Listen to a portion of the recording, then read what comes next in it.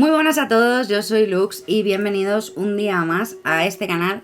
Habéis venido aquí a escuchar un caso, así que yo os lo voy a relatar y os diré que es un caso bastante truculento. A mí la verdad es que me ha dado hasta un poco de miedo, sinceramente, porque ya sabéis que, a ver, el ser humano, nosotros...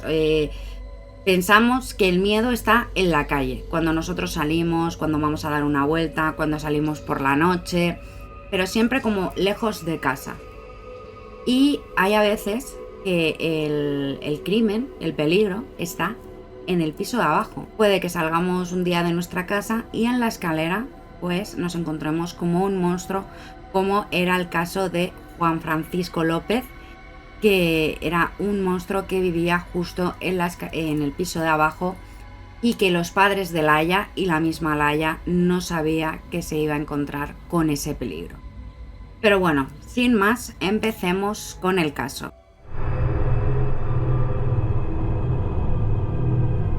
Bueno, todo este caso empieza el 4 de junio de 2018. Ya sabéis que normalmente os suelo contar la biografía del criminal, pero en este caso me ha sido completamente imposible encontrar datos de la infancia, de la adolescencia, de la juventud. O sea, no sé ni a qué se dedicaba este señor. Me ha sido completamente imposible encontrarlo, así que os voy a relatar el caso tal y como sucedió. Y todo sucede, como os he dicho, el 4 de junio del año 2018.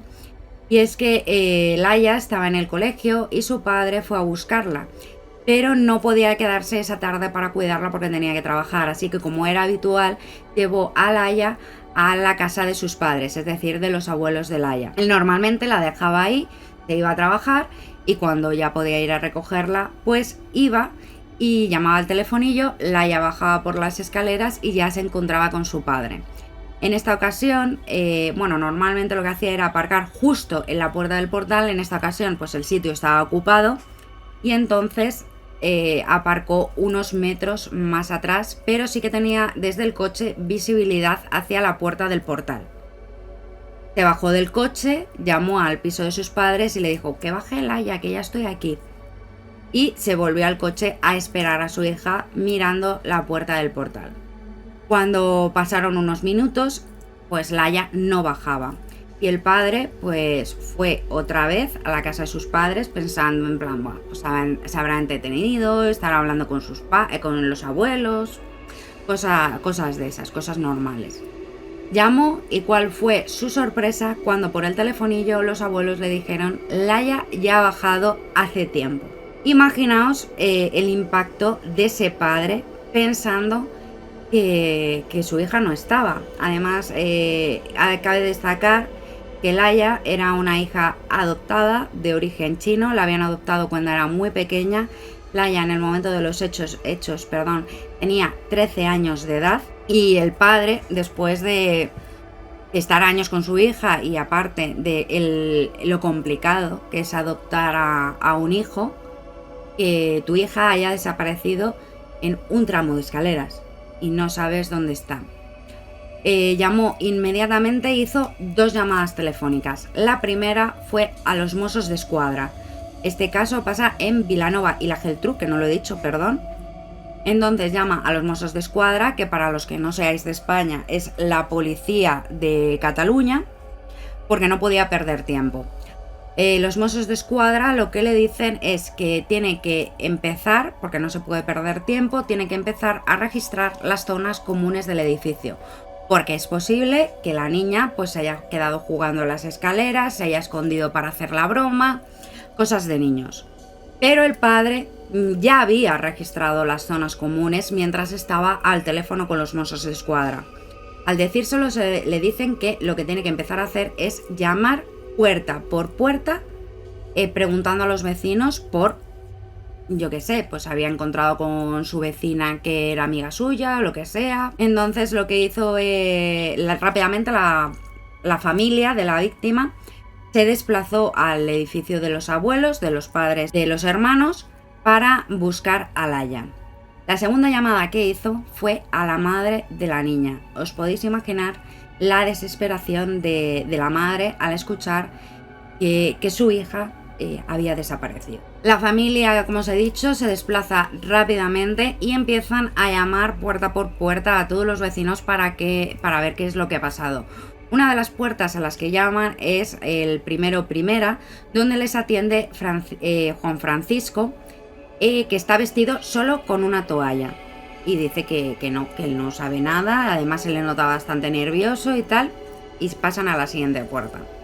Cuando no la encuentran, ya estando los mozos de escuadra en el edificio, los tíos de la víctima deciden volver a hacer una segunda ronda por lo que son los vecinos para ver si la encuentran. Y deciden empezar por el piso del primera, donde había abierto antes Juan Francisco solo con una toalla. Más que nada porque este señor les había parecido sospechoso.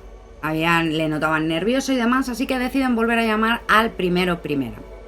Abren la puerta y nada más abrir la puerta, lo que empiezan a notar es un fuerte olor a lejía. Pero un olor a lejía que echaba para atrás. Abren un poco más la puerta los tíos, en plan como forcejeando con Juan Francisco, y ven un cubo y una fregona con un agua que es como rosada. Es en ese entonces cuando los tíos tienen todas las alarmas activadas, entran en el inmueble, movilizan a Juan Francisco y descubren el cuerpo de la pequeña Laia debajo de un colchón. Entonces empiezan a agredir a Juan Francisco y fue los mozos de escuadra quien tuvieron que separarlos para pues que Juan Francisco pues saliese de allí con vida. Cabe destacar que durante esta investigación en la prensa salió mucho el tema de si había sido esto allanamiento de morada. Os explico un poco cómo va el tema en España, ¿vale? El tema en España hay 3 motivos por los que se puede allanar la casa de alguien. El primer motivo es que sea una orden judicial, que este evidentemente no es el caso. El segundo motivo es que la persona autorice ese registro, que evidentemente este tampoco es el caso, pero el tercer motivo, que este sí es el caso, es cuando se intente, digamos, impedir o que se tengan pruebas evidentes de que se está ocurriendo un flagrante delito. En este caso sí que había las pruebas, estaba el olor a lejía y luego el agua rosada. Además, daros cuenta que quien irrumpe en la casa no es la policía, sino que son los familiares de Laia. Y además pensar que vosotros estáis buscando a vuestra sobrina, a vuestra hija, a vuestra hermana desesperadamente, veis que hay agua rosa, que huele a lejía y demás, entran. Además, como se ve, entran y se encuentran con el cuerpo de Laia. La policía, los mozos de escuadra, tuvieron que escoltar a Juan Francisco hasta el coche patrulla.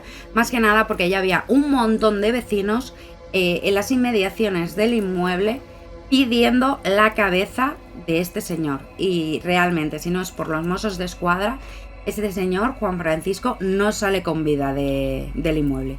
O sea, literalmente no sale con vida. A las pocas horas de llevarse detenido a Juan Francisco, los mozos de escuadra vuelven al edificio y a la escena del crimen para poder reconstruir la escena. Muchísimos vecinos, pero muchísimos, estaban esperando a Juan Francisco al grito de asesino. Cuando entran en la vivienda se dan cuenta ya no solo de lo que habían notado los tíos, sino del olor a lejía, el cubo con la fregona, el agua rosada, rojiza, como con sangre, sino que además notan otra serie de cosas. Una de las cosas que cabe destacar es que aunque la escena del crimen estaba contaminada, ya que había entrado gente que era ajena a lo que había ocurrido allí, como son los tíos de la víctima, la investigación policial y de criminalística fue absolutamente impecable. Al igual que en otros casos, os digo, joder, con la policía que no hace su trabajo. En este caso, chapó por la policía porque lo hizo súper bien. Pues lo que se encuentran también, aparte del agua rojiza, también se encuentran la ropa de la niña, a Laia, evidentemente, debajo del colchón, como os he dicho antes, una maleta, la cabeza de la niña además estaba como dentro de la maleta, ¿vale? Y un cuchillo. Lo que se cree es que seguramente este hombre iba a empezar a desmembrar el cuerpo para poder ocultarlo, y posiblemente si no hubiese sido por la rápida actuación tanto de la familia como de los Mossos d'Esquadra, el cuerpo de la niña se hubiese encontrado a los días en un contenedor. Pero hubo suerte y se le encontró rápidamente.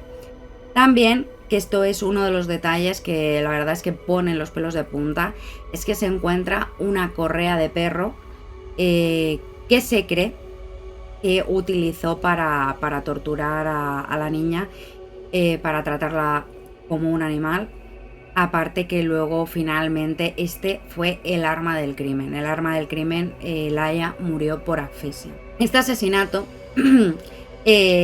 podéis pensar, bueno, es un asesinato casual, un asesinato de oportunidad. En plan, este señor tenía cierta atracción por los infantes, se encuentra que casualmente pues hay una niña en el piso de arriba que generalmente no suele estar, y entonces decide hacer el acto, el crimen. Pero sinceramente no es un crimen por casualidad, se demostró en la investigación, ya que se descubrió en el portátil del victimario, de Juan Francisco, que desde las 9:30 de la mañana había estado buscando contenido infantil, aparte de que tenía muchísimo contenido infantil. Vosotros sabéis de qué tipo de material os estoy hablando, ¿vale? En el ordenador. Este hombre, aparte de haber estado toda la mañana buscando este tipo de contenido, tenía cierto fetiche por las niñas asiáticas de China. De hecho, en una de las declaraciones de la madre, lo que se cree es que además tenía obsesión con ciertos rasgos de una zona de China. Al igual que, por ejemplo, que además lo explica así la madre, al igual que, por ejemplo, en el caso de Europa, pues no es lo mismo un español que un alemán. Tenemos rasgos diferentes, aunque seamos todos humanos. En el caso de China, al ser un país tan grande, también hay ciertas zonas pues que van cambiando los rasgos faciales, los rasgos del cuerpo, vosotros me entendéis. Y parece ser, por lo que se cree de la investigación, es que este hombre se obsesionó con Laia, y a raíz de eso ya fue a China, justo a la zona donde habían adoptado a Laia. Entonces lo que se cree es que este hombre pues tenía una obsesión con cierta región de China, que seguramente fuera por Laia. De hecho, en su viaje a China, que había estado un mes antes, porque se encontró en el pasaporte que había estado en China desde el 12 de mayo hasta el 29 de mayo, estuvo allí, cerca de donde ya os digo que se había adoptado a Laia. Y además la excusa que él puso a familiares, amigos, es que él tenía la intención de abrir un restaurante chino y que había ido ahí como para documentarse. Cosa que dudo yo bastante, la verdad. Había ido más que nada por su fetiche, es lo que yo creo. Y creo que es lo que la investigación, si tú ves todas las pruebas, es lo que demuestra. Pero de todas maneras, dejármelo en comentarios. Este hombre, Juan Francisco, además tenía un serio problema con sustancias, ¿vale? Con sustancias. Tenía un bastante problema con sustancias, que fue además una de las excusas que puso en el juicio. Y este hombre, lo que había hecho, aparte de estar toda la mañana buscando este tipo de contenido infantil, se le vio en las cámaras de un bar a las 5 y 7 de la tarde, en un bar que estaba muy cerca de lo que es el portal. Y que es justo cuando Laia salía más o menos del colegio, salía sobre las 5 de la tarde. Y sale del bar sobre las 5:30, que es cuando el padre de Laia lleva a Laia al piso de sus padres, con lo cual seguramente estaría vigilando para ver cuándo venía, y luego estaría mirando por la mirilla para ver cuándo bajaba Laia. Ahora os voy a proceder a contar la versión de Juan Francisco, que sinceramente vais a alucinar con lo que se le ocurrió a este señor. Juan Francisco consumía bastantes sustancias. A las 6 de la tarde tomé 1,5 gramos. Y tenía una obsesión con esta mujer. Pero lo que él alega es que aparte de que pues eso, consumía sustancias y que tenía como una especie de psicosis, paranoia. Y que él estaba obsesionado porque él creía que entraba gente a su casa para robarle. Entonces que él se estaba duchando y de repente oye un ruido. Sale de la ducha y se encuentra a Laia, y él, sin saber que era una niña, dice: ¡Uy, un ladrón! ¡Me están robando! Y entonces fue e intentó atacar al ladrón, y al final, pues sin querer, pues la acabó matando. Esta es la versión de Juan Francisco. A ver, aquí la pregunta clave es, a ver, si esta niña, pongamos en el hipotético caso que entra en tu piso. 1, no ves que es una niña, y 2, ¿cómo ha entrado Laia en el piso? O sea, esta versión es completamente inverosímil, o sea, es que no hay quien se la crea. Porque es que es eso, es lo que digo, ¿cómo ha entrado Laia en el piso? A ver, lo que yo creo que hizo con esta versión es que este señor lo que quería buscar era un eximente tanto por el consumo de estupefacientes como por la psicosis, porque en España el alcohol, las drogas, psicosis pueden reducir bastante o incluso llegar a eliminar toda la condena. Afortunadamente esto no funcionó. En el juicio le preguntaron que si conocía a Laia, pero este hombre lo negó y decía que estaba asustado y que no recordaba lo que pasaba. Nervioso, tengo miedo y lo que se me ocurre es ir a la cocina y coger 2 cuchillos. Abro la puerta y me encuentro una sombra y mantengo una lucha. La verdad es que, como habéis escuchado, las declaraciones del juicio ponen los pelos de punta, pero es que hay bastante más. Salgo del cuarto de baño, me encuentro la puerta de mi casa abierta y aquí empieza mi paranoia. Estoy drogadísimo y lo primero que pienso es que ha entrado alguien al piso. El forjeceo quizás se desabrochó o se rompió algo del pantalón. Además, este señor lo que estaba alegando, Juan Francisco, lo que estaba alegando durante todo el momento es que estaba confuso, que no sabía qué había pasado, que cómo había entrado Laia ahí, que no sabía, que no se enteraba del nodo. Pero, a ver, sí se enteraba. No entiendo absolutamente nada de lo que ha pasado. Estoy diciendo lo que vivo. No sé cómo explicar. Como os digo, la defensa intentó utilizar los atenuantes de consumo de estupefacientes, ya era consumidor habitual, con lo cual daros cuenta que, por ejemplo, él, como hemos escuchado, dice: a las 6 me tomé 1,5 gramos. No es lo mismo un consumidor habitual que está habituado a consumir sustancias que tome determinada cantidad que una persona que nunca ha tomado. Evidentemente él había desarrollado muchísima tolerancia, entonces sí que tenía que ser consciente de lo que había pasado. También jugaron la carta de la enajenación mental y también jugaron la carta, que esto yo alucino en colores, de verdad, la carta del victimismo, como que a él le habían intentado robar, que estaba asustado y demás. Afortunadamente ninguna de esas estrategias, como os he comentado, ha funcionado. Y a este hombre, Juan Francisco López, le condenaron a prisión permanente revisable y 10 años por agresión del tema. Y vosotros me entendéis. Cabe destacar que aquí en España la prisión permanente revisable, para que me entendáis, es como la cadena perpetua, pero con matices, ¿vale? Una persona se puede enfrentar a la prisión permanente revisable siempre y cuando la víctima sea menor o sea una persona discapacitada mental. Con lo cual, este justo era un caso de prisión permanente revisable de libro. Aún así, Juan Francisco intentó recurrir la sentencia hasta en 2 ocasiones, pero finalmente el Tribunal Supremo ratificó la sentencia, con lo cual este hombre a día de hoy todavía continúa en la cárcel. Como veis, es un caso que es increíble cómo el miedo, el dolor, el crimen pueden estar en el piso de abajo. En tu escalera un día sales a comprar el pan, imaginaros, y hay un loco que os está esperando. O sea, eso puede pasar, que vuestro vecino, pues yo qué sé, pues sea como este hombre que está completamente loco, y eso es realmente lo que asusta, porque siempre nos sentimos como seguros en la tranquilidad de nuestra casa o nuestro edificio. O sea, yo por ejemplo, yo cuando bajo, pues yo me siento completamente segura. Alguna vez incluso he bajado al Rellano, al Portal en pijama, a mirar el buzón, y nunca he tenido, digamos, miedo. Pero es alucinante cómo este hombre seguramente estuvo espiando a Laia durante meses, porque daros cuenta que Laia pasara la tarde en casa de sus abuelos era algo habitual.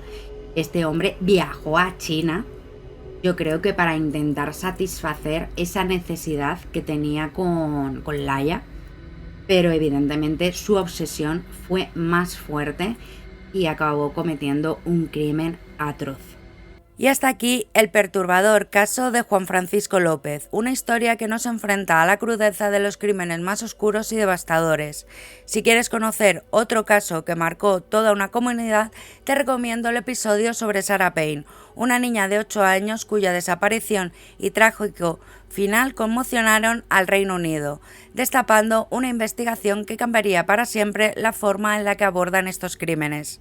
Y recuerda, mantente siempre vigilante.